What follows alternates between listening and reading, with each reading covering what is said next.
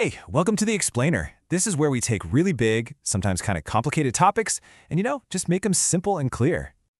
So, when you hear the word relationship, you probably think of people, right? Or maybe countries. Heck, even your phone and its charger have a relationship.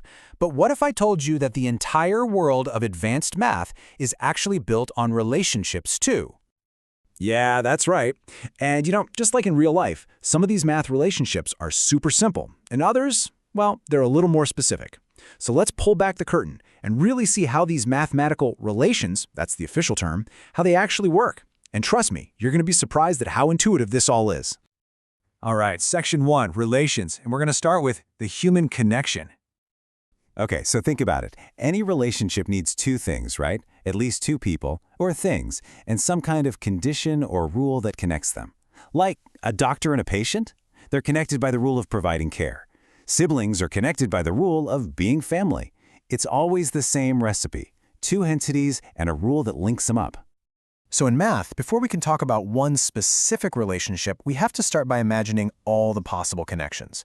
So picture two groups of numbers. We call them sets. Now, if you made a list of every single possible pairing between those two sets, that giant list is what's called the Cartesian product. Seriously, think of it like the ultimate social network. It maps out every single potential link that could possibly exist. And a relation? Well, that's just a hand-picked list from that massive pool of possibilities. We take a specific rule, like, say, is greater than, and we only pick out the pairs that follow that rule. It's like they're the only ones who get an invitation to the party. So now that we've got the basics down, let's meet 3 super important types of relations you're going to see all the time. They might have formal names, but the ideas behind them are surprisingly simple. First up, we've got the reflexive relation. This one's maybe the easiest. The rule is simple.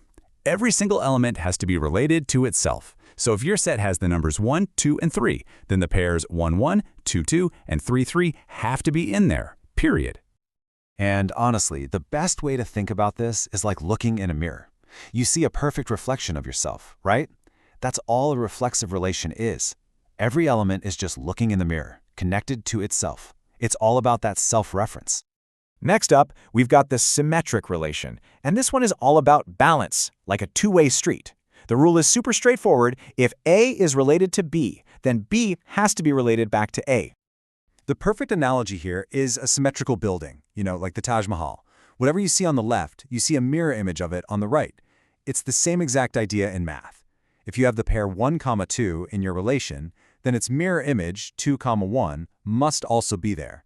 The connection has to go both ways. And that brings us to our third key relation, the transitive relation. Now, this one is pretty cool. It works like a logical chain reaction, or a shortcut. Think of it this way. If you're friends with Bob and Bob is friends with Carol, a transitive relation basically says, hey, you're connected to Carol now too. So if A is linked to B and B is linked to C, this relation builds a direct bridge from A all the way to C. You get to skip the middleman. It's a fantastic logical shortcut. All right, section 3, let's talk about functions, a very special relationship. So, we've been talking about all these relations. Now let's zoom in on one that's super special, super powerful. It's pretty much the foundation of all modern math. We're talking about the function. So what makes it so special? Well, a function is a type of relation, absolutely. But it's a relation with one very strict, totally non-negotiable rule.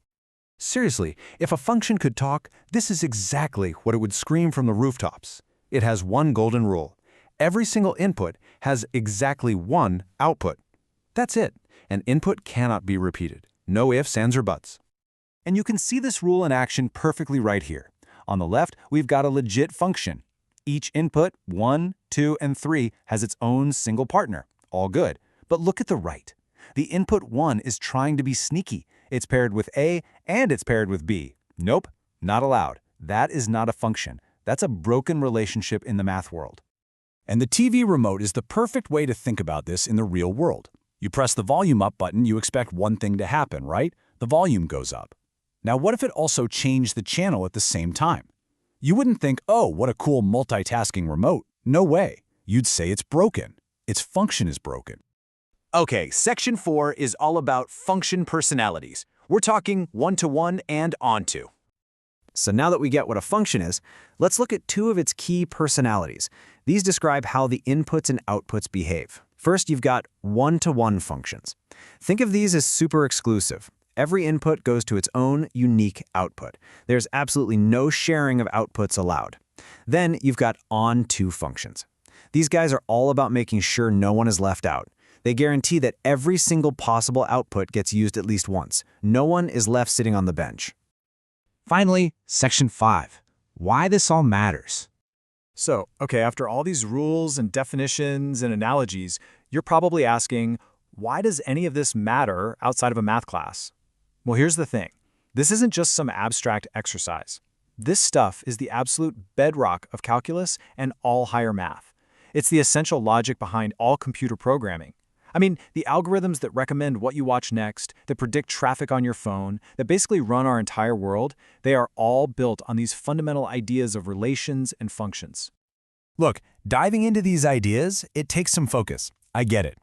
But there's this great saying that when you show courage in your learning, the destination kind of comes to meet you.